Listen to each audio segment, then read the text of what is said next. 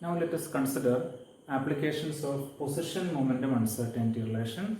As the first problem, let me consider this.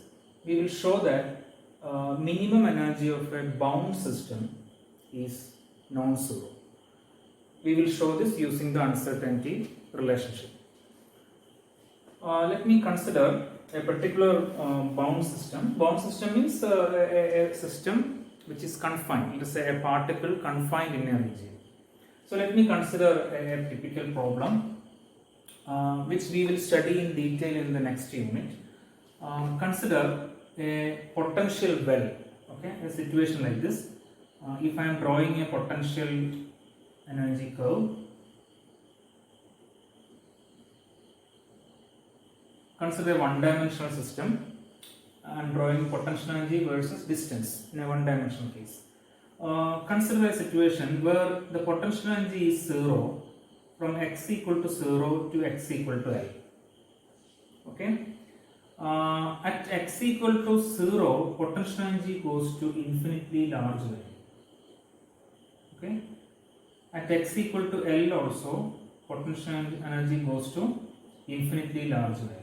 So let me show this solid arrow represents infinity. Okay.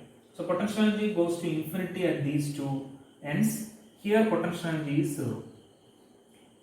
Okay, this is called a potential well.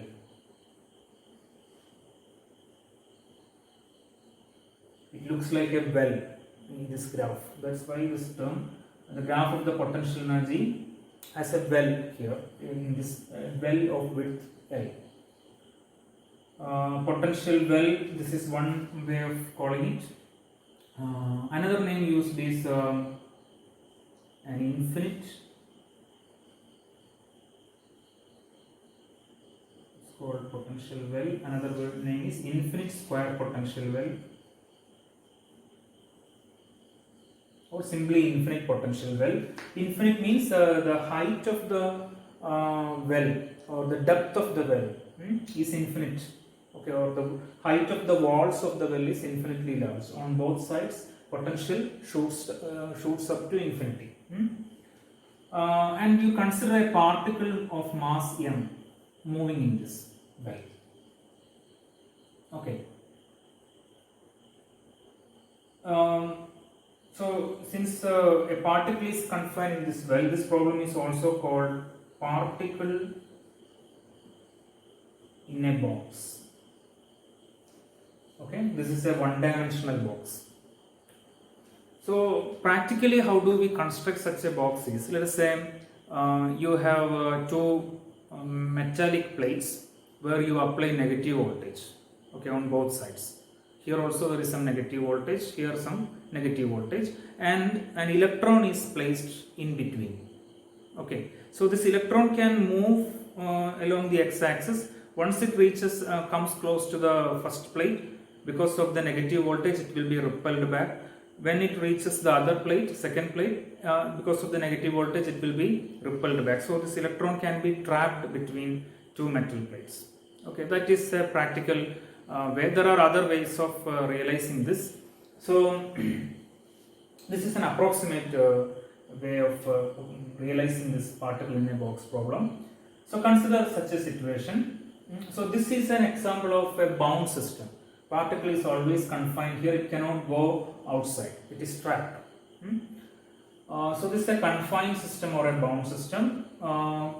We will solve this problem in detail using Schrodinger equation in the next unit. For the time being, we want to get an estimate of what is the minimum energy of this system, what is the minimum energy of this particle. Okay, using uncertainty relationship, we want to get a quick calculation and get an estimate, an approximate order of the minimum energy of this particle. So we start like this.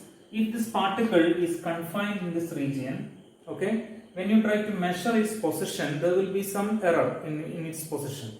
How much error? The error in the position measurement is approximately, we can take it as the width of this box L, because particle can be anywhere inside the box. So when you try to measure the position of the particle, it can have a maximum error of this much. delta x is equal to L. Then there is position momentum uncertainty relationship, right? I have dropped the suffix x from momentum. We are actually considering the x component of momentum. Okay. So what is delta p? Delta p must be greater than or equal to h cross by 2 delta x. That is, delta p must be greater than or equal to h cross by 2L. Okay. So the error in the or uncertainty in the momentum measurement must be greater than or equal to h cross by 2L. Then we can argue that the minimum momentum of the particle, its momentum can be any value, but say the minimum momentum of the particle must be of the order of the error in the momentum measurement. This is a general idea. You try to measure some physical quantity and suppose you have some value of error. Okay, for example, you try to measure the let us say the weight of some chemical. Okay, in your chemistry lab you want to take some measurement of a small amount of some chemical powder for you doing your titration. Then it's of the order of okay. So the error, you use some chemical balance or electronic balance. Then let us say the error in this equipment is of the order of let us say some microgram, 1 microgram. Okay, let us say that means 10 raised to minus 3 milligram, or let me more consider a larger value. Let us say the error is of the order of milligram. Okay, if the error is of the order of milligram, then what will be the minimum mass of this powder chemical that you will be trying to measure? It can be large, it can be small, but the minimum should be of the order of this error, milligram. If you want to, if the error is of the order of milligram and you are trying to measure some chemical with a very small value of microgram, then the error will be the measurement will be completely wrong. Okay, because the error is higher than the actual mass you are measuring. So if our measurement to be reasonable, the minimum of the quantity should be of the order of the error in the measurement process. So in that sense we can say that the minimum momentum of this particle should be of the order of delta p. So I can say the p minimum is of the order of this one, h cross by 2L. Okay. Now in this well, potential energy is 0, so this particle has only kinetic energy. So I can say that the energy of this particle is completely kinetic energy. Let us assume that it's a non-relativistic particle. Speed is very small compared to speed of light in vacuum. So we can use non-relativistic formula for kinetic energy, that is p square by 2m. Okay. So what can be the minimum energy of the particle? I can say when momentum is minimum, energy is also minimum. So what is the minimum? What is the minimum momentum? This one, h cross by 2L. So what is the minimum energy? It is of the order of h cross square divided by 4L square. Then there is a 2 here, so 8mL square. So we get a value. We get an estimate of the minimum energy of this particle. It is of the order of h cross square by 8mL square, where m is the mass of the particle and L is the width of this box or potential well. This is the approximate estimate that we have obtained from uncertainty relationship. We have used only a simple calculation. We will learn that when we solve this problem using Schrodinger equation exactly, this can be exactly solved. The minimum energy, exact value, is the ground state energy of particle in a box is pi square h cross square by 8mL square. Okay, so this is of the order of the actual value. So that means this shows that without completely solving the problem, we can get an estimate of the minimum energy of a bound system using uncertainty relationship. We can also try to generalize this problem. Okay, here we have considered particle in a box as the bound system, right? But let us say we can try to generalize this. Okay, let us consider our argument once again. Let's go through our argument once again. What is our idea? If it's a bound system, let us consider only one-dimensional case now. If it's a bound system, the error in position measurement is some finite value, right? Error in position is some finite value because it is trapped somewhere. If delta x is finite, then this implies, using uncertainty relationship, we can say delta p is finite. Okay, there should be a finite error in momentum measurement. Now this means that p minimum, which is of the order of delta p, must be finite.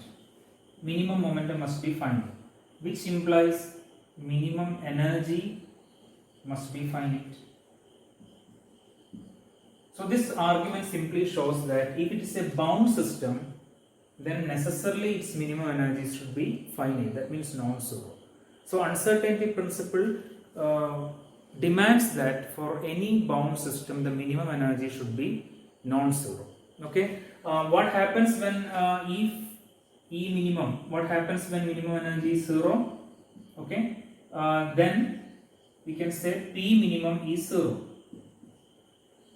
Okay. Then if momentum is zero, then delta P is zero. Error in momentum is zero. Then according to uncertainty principle, delta x will tend to infinitely large because the product is finite. Delta x into delta P is of the order of h cross, or greater than or equal to h cross by 2. So if delta P is zero, delta x should be infinitely large so that the product remains finite. But this is not possible for a bound system. For a bound system, delta x has to be finite. Okay. So this argument necessarily shows that if it is a bound system, its minimum energy should be non-zero according to demanded by or constrained by the uncertainty relationship. And one example of this is, if we consider atoms in a solid.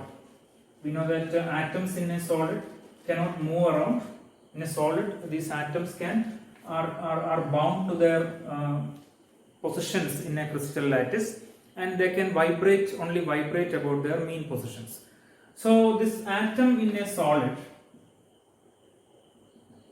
okay, since it is only vibrating about its mean position, it can be modeled as a harmonic oscillator.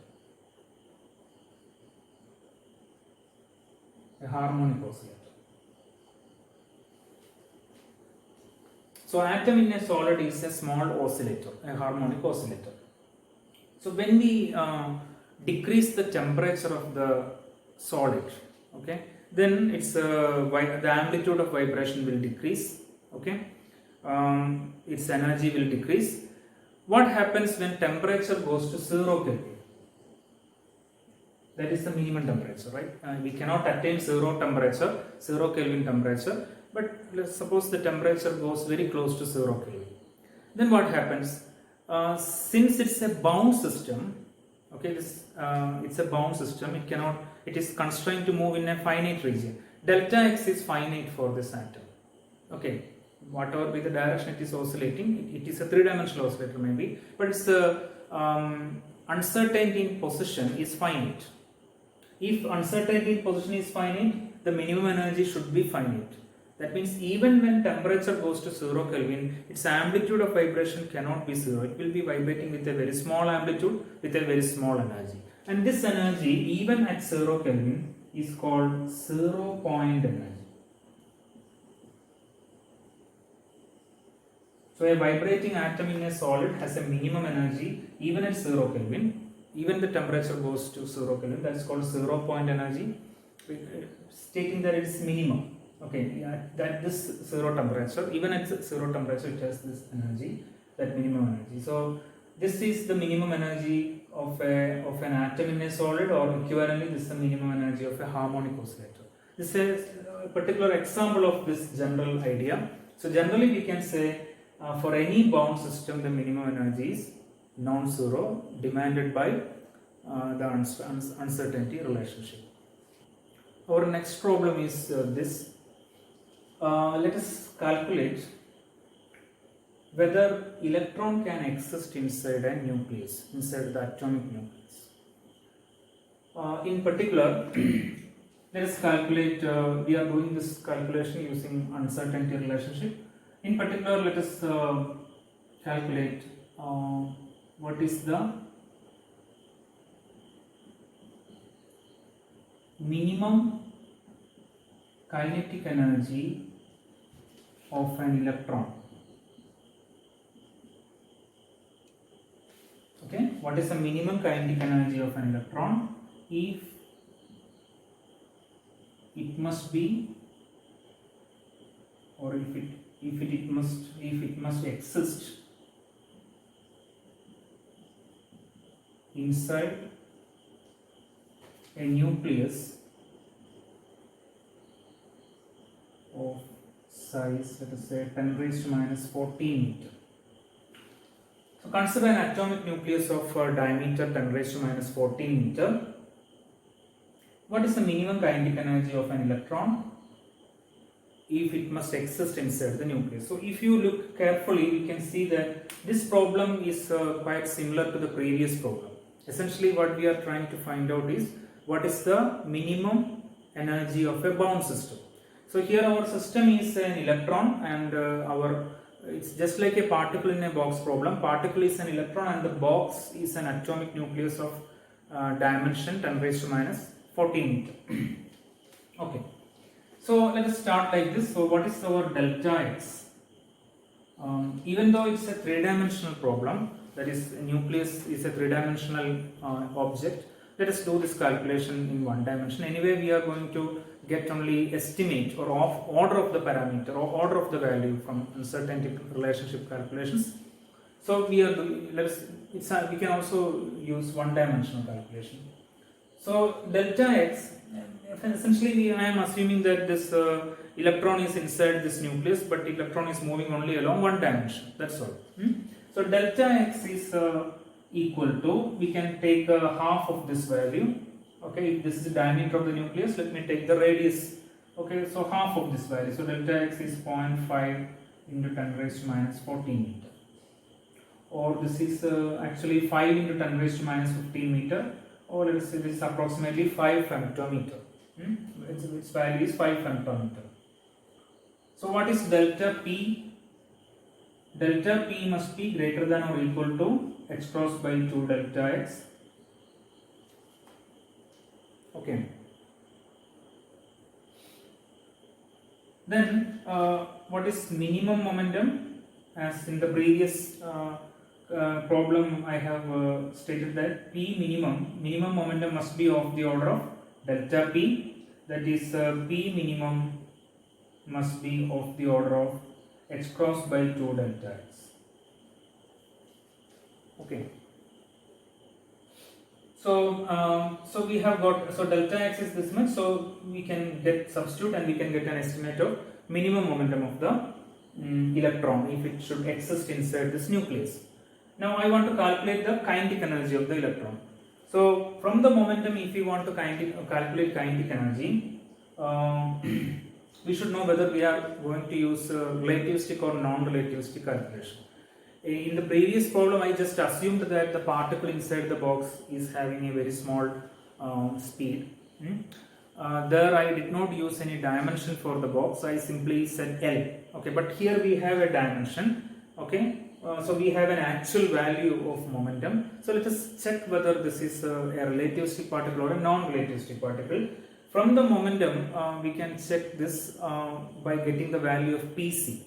Okay, the value of Pc has the dimension of energy. You compare Pc with the rest energy of the particle. If Pc is very small compared to rest energy, it's a non-relativistic particle. On the other hand, if Pc is of the order of rest energy or even greater than rest energy, it's a relativistic particle. Speed is very high. We have to use relativistic calculation. So let us directly calculate Pc here. Okay, so Pc is approximately, it's actually we are calculating P minimum, okay. So let us take an C on the right side also, so H cross C divided by 2 delta X, okay. And this is the value of H cross C, okay, this we have calculated in some of the previous chapters. So H cross C has the value 197 MeV femtometer. Okay, you can do this calculation. If you don't know, you substitute H cross, substitute the value C, then you will get the answer in joule meter, because H cross has the dimension joule second, C has the dimension meter per second, so you will get the answer in joule meter. Then convert that joule into electron volt by dividing with the electrons charge, okay. Then you will get the answer in electron volt meter. Then you can rearrange the powers and you will get this, okay. It's a 197 point something in MeV Fermi. We can, for this calculation, since anyway we are not doing an exact calculation but only we are interested in order of values. So let us take this, divided by 2 into 5 femtometer. So femtometer will cancel, 2 into 5 is 10. So what you get is 19.7 MeV. Okay.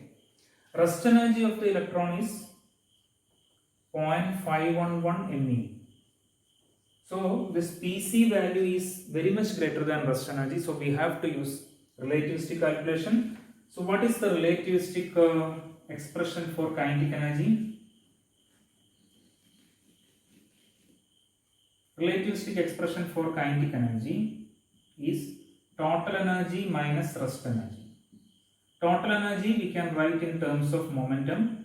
So Pc whole square plus m0 c square the whole square minus outside the square root we have m0 c square. So Pc is 19.7 MeV. We have to square it. m0 c square is 0.5. So this if you square this value, 0.5 square is 0.25. Okay. So this value will be very small compared to this one. So if you add and take the square root, you will get essentially 9.7. Okay, minus 0.511. So okay, this is approximately 19.2 MeV.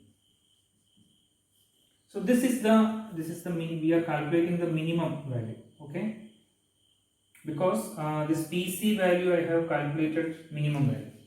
So this is the minimum kinetic energy an electron should have if it is to be a component, a constituent particle of an atomic nucleus of this much dimension, 19.2 MeV, nearly 20 MeV. Now, is there any situation where we observe electrons coming out of the nucleus? There is actually such a situation. In beta decay, the beta particle that we observe to be coming out of the nucleus is an electron. The beta particle is an electron. So the question is this electron originally present inside the nucleus? Since the nucleus is unstable, the particle is emitted out. Now let us compare the kinetic energy that we have, minimum kinetic energy that we have calculated with kinetic energy of beta particle or electron coming out of the nucleus during beta decay. In beta decay, the electrons that come out of the nucleus have a typical kinetic energy of the order of 1 mega electron volt or even less. Okay. Now there is no other phenomena in which electrons are found to be coming out of the nucleus, only beta decay. But in beta decay, the kinetic energy of the beta particle is of the order of 1 mega electron volt. So this is very large value. Okay. So this clearly shows that the electrons that come out of the nucleus during beta decay are not actually present in the, not originally present in the nucleus. They are produced inside the nucleus at that instant. Okay, they are instantaneously produced and then emitted.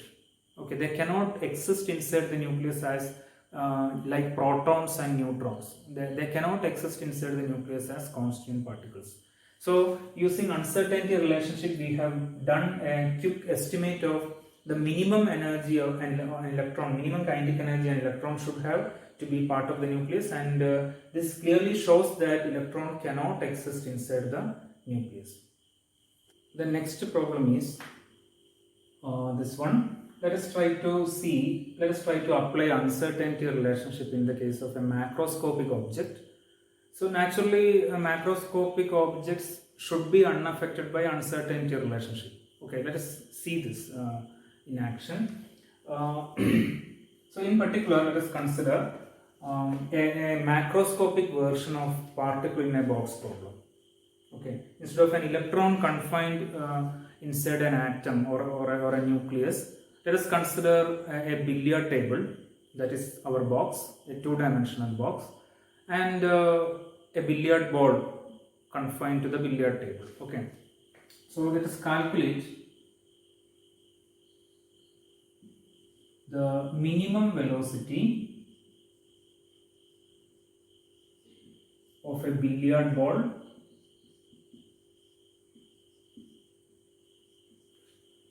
of mass 100 gram, okay, confined to a billiard table of dimension 1 meter. Okay, dimension of the order of 1 meter. It can be 2 meter, okay, or 3 meter, whatever. Its dimension is of the order of 1 meter. So this is we can see it's a macroscopic version of particle in a box problem. Let us start as in the previous cases. So delta x is now, so the uncertainty in position of the billiard ball is over the entire billiard table. Okay, so delta x is 1 meter, we can say, of the order of 1 meter. Again here, even though it's a two-dimensional box, we are considering calculation only in the one dimension. Then delta px is greater than or equal to x cross by 2 delta x. And what is the minimum momentum? Because we want to calculate the minimum velocity. So minimum momentum is of the order of delta p. That is, minimum momentum is of the order of x cross by 2 delta x. Okay. Then momentum is mass into velocity. So we can assume that this is a non-relativistic problem. So we don't need the gamma times mass into velocity. We don't need the relativistic factor. So we can simply take mass into velocity. So what is the minimum velocity? We can take mass to the right side. So h cross by 2m delta x. Okay. This is mass into velocity. I am taking mass to the right side. So we can calculate this value. So let us substitute. H cross is 10 raised to minus 34. To mass is 100 gram. So it is 10 raised to minus 3. And delta x is 1 meter. Right? So this is approximately, we have 100 into 10 raised to minus 3, 10 raised to minus 1. Will cancel here, 10 raised to minus 33. 1 by 2 is 0.5. So it is approximately 0.5 into 10 raised to minus 33. 0.5 also I can neglect. So this is approximately 10 raised to minus 33 meter per second. This is the minimum velocity of the billiard ball. And surely it is not measurable. It is very, very small. For all practical purposes, we can consider this billiard ball as stationary. In order to understand how small it is, let us do one more simple calculation. Let us calculate the time for which suppose this is a very small velocity. So let us calculate the time by which this billiard ball moves through a very small distance, 1 by 100th of the dimension of an atomic nucleus. Okay, so what is the time? Time is distance by velocity, right? Distance is 1 by 100th of dimension of an atomic nucleus. Let us say atomic nucleus has the dimension 10 raised to minus 14 meters. So 1 by 100th of that is 10 raised to minus 16, right? Divided by velocity is 10 raised to minus 33. So this is approximately, okay, 1 by 10 raised to minus 17 or 10 raised to 17 seconds. What is this value? What is 10 raised to 17 seconds? See, the age of the universe. I think we have done this calculation in one of the previous, I think in the first unit. Age of the universe is approximately 13.8 billion years. Now, if you convert this 13.8 billion years into seconds, you will get of the order of 10, some 4 into 10 raised to 17 second. So, 10 raised to 17 second is a very huge number. It is of the order of the age of the universe. So, if this billiard ball is stationary over the billiard table, if this is the minimum velocity of this billiard ball, it will take a time of the order of age of the universe for this ball to cross even 1 by 100th of a very small distance of 1 by 100th of the dimension of an atomic nucleus. So the billiard ball for in the entire age of the universe, this billiard ball will remain stationary there. Okay, it shows that even if we apply uncertainty relationship to macroscopic objects like a billiard ball on a billiard table or a cricket ball or one of us, it will not make any difference in our practical observations. That means the quantum effect of the uncertainty relationship is not observable in the case of or measurable in the case of macroscopic objects. This velocity is not measurable. So for all practical purposes, it is stationary. Okay, so that is the idea. Macroscopic objects are unaffected by uncertainty relationship, or the quantum effects of this relationship are not measurable or observable in the case of macroscopic objects. In the next problem, let us consider the uncertainty relationship between Lz and phi. Using the uncertainty relationship between position and momentum, we can arrive at this relationship. Consider, I am trying to obtain this, I am trying to show that position momentum uncertainty relationship is can be rewritten in terms of angular momentum and angular uncertainty relationship. Consider this situation. Suppose a particle of mass m is moving around the z-axis in a circle of radius r with a velocity v. Okay, so this is x-axis, y and z-axis. So x-axis is towards u, this is y and this is z. So we have a right-handed coordinate system, and this particle is moving in the xy plane. Okay, this is the xy plane, perpendicular to the plane of the board. So particle is moving in this xy, a particle of mass m. Okay, is moving in this xy plane with a velocity v, and the radius is r. Radius of this, it's in a circle of radius r. So a particle is moving in the xy plane around the z-axis in a circular in a path of and a circle of radius r with a velocity v. So the z component of its angular momentum can be written as mvr, right? That is momentum into r. So if we take the differential of z, a small change in z or a differential of z, here r is a constant because the radius of the circular path is fixed. So we get delta p into r. Okay. Now azimuthal angle is measured around the z-axis. So consider an arc length here. Okay. This is some delta phi, and this arc length is delta s.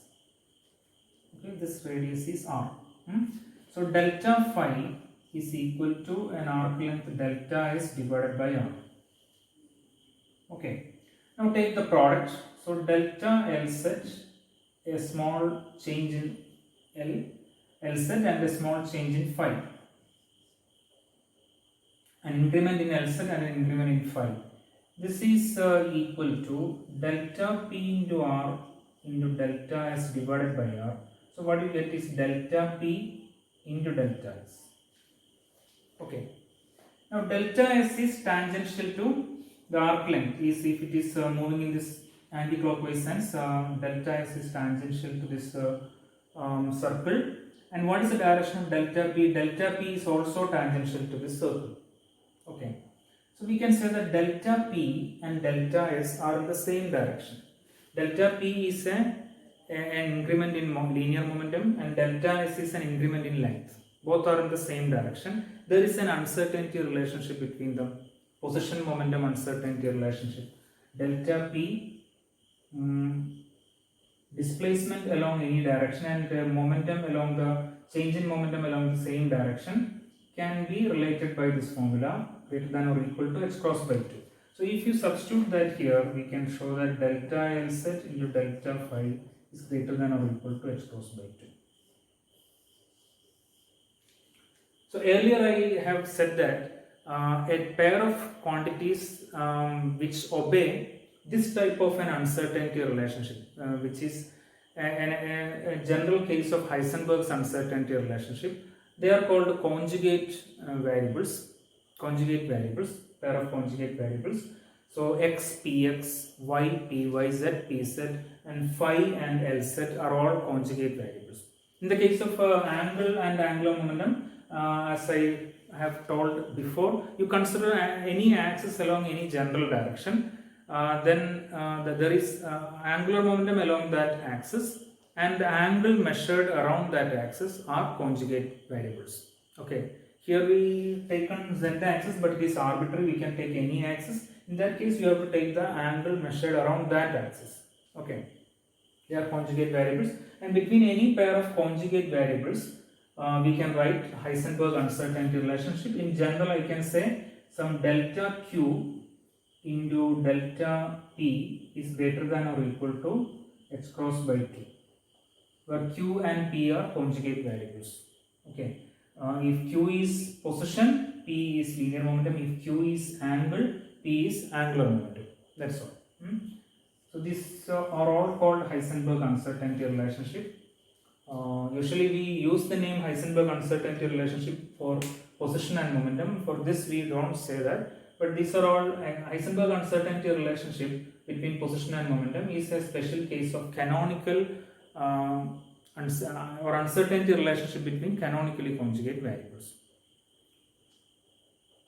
And again, remember that there are other variables which are not canonically conjugate.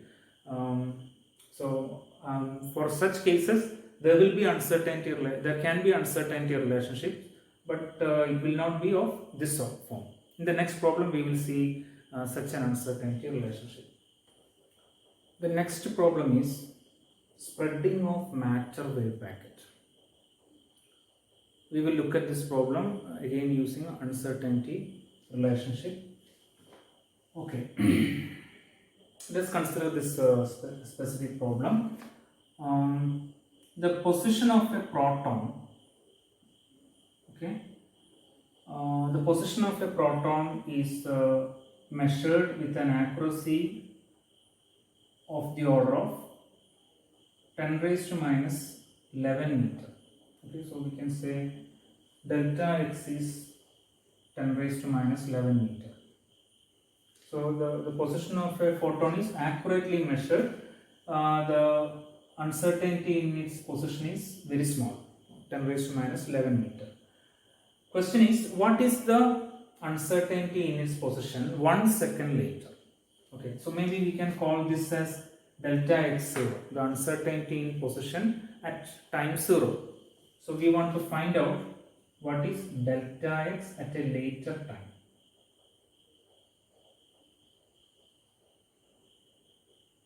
After 1 second, just after 1 second. We can even ask the question, is uncertainty in position at a later time different from uncertainty in position at the initial time? Okay, we will see. So this is again the problem. A proton's position is measured within an accuracy of 10 raised to minus 11 meter. That means uncertainty in its position is 10 raised to minus 11 meter. What is the uncertainty in its position 1 second later? Let us move like this. So delta x0 is given. So what is delta p? Delta p is greater than or equal to h cross by 2 delta x0. Okay, this is at the time 0. Okay.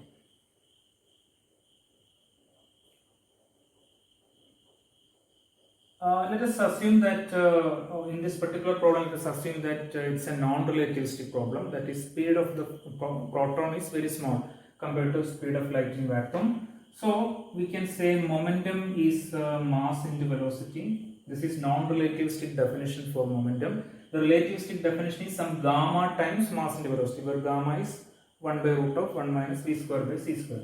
So since v is very small compared to c, V is very small compared to C, we can use non-relativistic definition of momentum. So what is delta P? In non-relativistic case, m is the rest mass. So if delta m is a constant, so we have m into delta V. Okay, so if delta P is this much, what is delta V? Delta V is greater than or equal to h cross by 2. I can take m to the right side, so 2m delta x0. Okay, so this much is at time 0, this much is the uncertainty in velocity of proton. Okay, proton's velocity measurement is uncertain by this much amount. Why? Because if there is a finite error in position measurement, there will be a finite error in momentum, which in turn gives a finite error in velocity. This is at time 0. Then what happens after a time t? After a time t, the proton travels. Suppose it is traveling along positive x direction. So after a time t, the proton must travel through some distance. Okay. Now what is its new position? If there is an error in the velocity measurement, then there will be an error in the position, new position also. How much will be the error in the new position? Let me call the error in the new position is delta x at the time t, after a time t, and this must be equal to delta v, the error in velocity measurement, into time elapsed.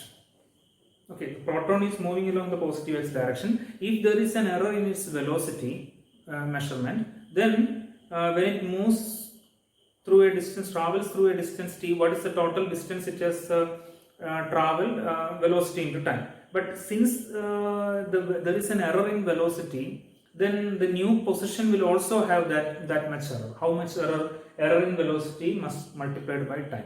So this is the error in new position measurement after a time t. Let us substitute for delta v from here. So delta xt is greater than or equal to h cross by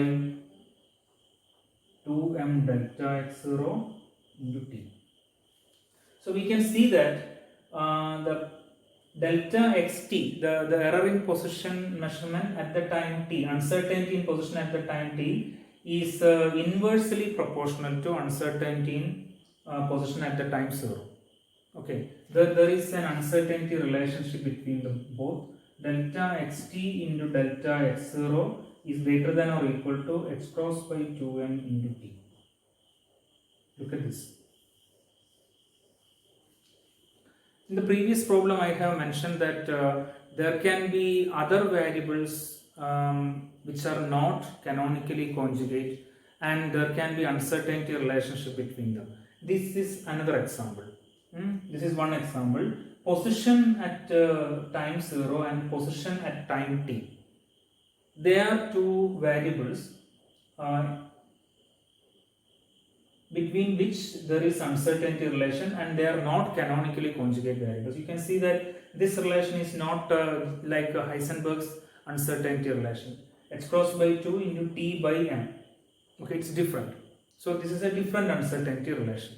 So there is an uncertainty relationship between position at the time t and position at the time 0. They are inversely proportional. There is a reciprocal relation. What is the meaning of this reciprocal relation? If position at time 0 is very accurate, as in this particular case, that means delta x0 is very small, 10 raised to minus 11 meter is very small. We have measured the position of the proton, initial position of the proton at the time 0 very accurately. That is, delta x0 is very small. If delta x0 is very small, delta xt will be very large.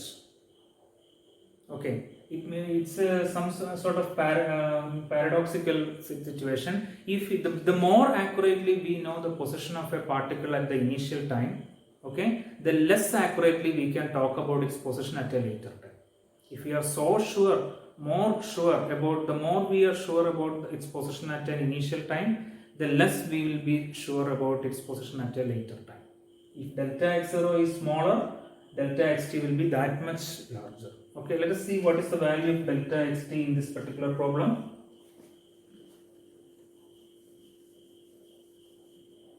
Okay, so let us substitute these values. Delta xt is greater than or equal to x cross is 1.055 into 10 raised to minus 34 into t is 1 second. Okay, after 1 second, 2 into m is mass of the proton, which is 1.672 into 10 raised to minus 27 kilogram. And what is delta x0? 10 raised to minus 11. Okay. This value, if you do this calculation, this value is 3.15 kilometer. 3.15 kilometer. What was delta x0? 10 raised to minus 11 meter. Okay, it was very accurate. Delta x0 was very small, whereas delta xt is very large, 3.15 kilometer. Now let us look at this problem from the point of view of a wave packet. Okay. We know that if you consider this moving proton as a matter wave, a pulse, a matter wave packet, then this is uncertainty in position at the time 0 is the width of the wave packet at the time 0. Okay, so here we can see that the width of the wave packet at the time 0 is very small. It's a narrow pulse at the initial time 0, 10 raised to minus 11 meter only. Whereas the width of the wave packet at a later time is very large. Wave packet of the proton has spread within 1 second. It has spread to 3 km, of the order of 3 km, more than 3 km. So what does it mean? It means that this matter wave packet, any wave packet, is composed of a large number of constituent waves. Okay. Now, in general, for classical waves, the wave packet moving through a medium can have either dispersion or there need not be dispersion. That depends upon the medium also. In the case of if it's a dispersive medium, what happens is the phase velocities of the individual component waves vary with the wave number. So each component wave will travel with different phase velocity so that the wave packet will spread. That is called dispersion. This happens when electromagnetic waves or light passes through glass. Each component each component wave has a different phase velocity depending upon its wavelength or wave number. Okay, for example, in visible light, violet, blue, green, yellow, orange, red, etc. They will be having these component wavelengths will be having different phase velocities. Okay, so that is why the dispersion takes place. The spreading of the wave packet is called dispersion. Now, if it is a dispersion-less medium, then all the component waves will travel with the same phase velocity. Then there will not be any spread.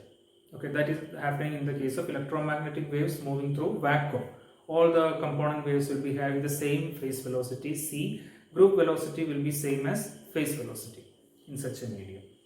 But in the case of matter wave, this we have established in a previous class. In the case of matter wave, we can show that if you express the phase velocity of a matter wave in terms of k, phase velocity, we can show that it's always a function of k. That means in the case of matter wave packet, there is always dispersion. Whether it is moving through any medium or it is moving through vacuum, there is always dispersion. Okay, so in matter wave packet, the component, it's guaranteed that the phase velocity of each component wave varies with wave number. Okay, so so why this spreading of the wave packet happens is the phase velocity of the component waves vary with the phase velocity of each component wave varies with the wave number. So each component wave will be traveling in different velocities, so the wave packet will spread. Now initially, suppose as in this particular problem, suppose the initial wave packet is very narrow. In order to make a very narrow wave packet, here the width is only very small. Okay, if it's a narrow wave packet, uncertainty in position will be very small. We can exactly localize the particle, we can exactly measure the position of the particle. Okay, but price we have to pay for a narrow wave packet is that in order to make a narrow wave packet, we need a large number of component waves with a varying large range of wave numbers, k values. If there are a large number of component waves with varying k values, well, that means the k range should be large in order to get a narrow wave packet. So if the k range is large, that means different component waves with a large range of k values, then each of these components waves will start traveling with different phase velocities. So this wave packet will spread very fast. The spread will be very large. Okay, that is what is happening in this particular problem. Initially we have a very narrow wave packet. Okay, so there is a large number of component waves with k values. So within 1 second, what happens to it? It spreads to 3 kilometers. Okay, so the spreading of matter wave packet we can calculate. We can get the uncertainty relationship between the spread at a later time and the spread at the initial time. And this is the uncertainty relationship. That's cross by 2m into t for any particle moving in one direction. So that is the idea. So this is another example of uncertainty relationship which are among two variables which are not canonically conjugate. Another example I have stated earlier, I will repeat here. If you consider the x component and y component of angular momentum, they are having uncertainty relationship, but they are not canonically conjugate variables. The uncertainty relationship in that case is h cross by 2 into average value of Lz. So these two are two examples of uncertainty relationship between variables which are not canonically conjugate. So they are not like a Heisenberg uncertainty relationship.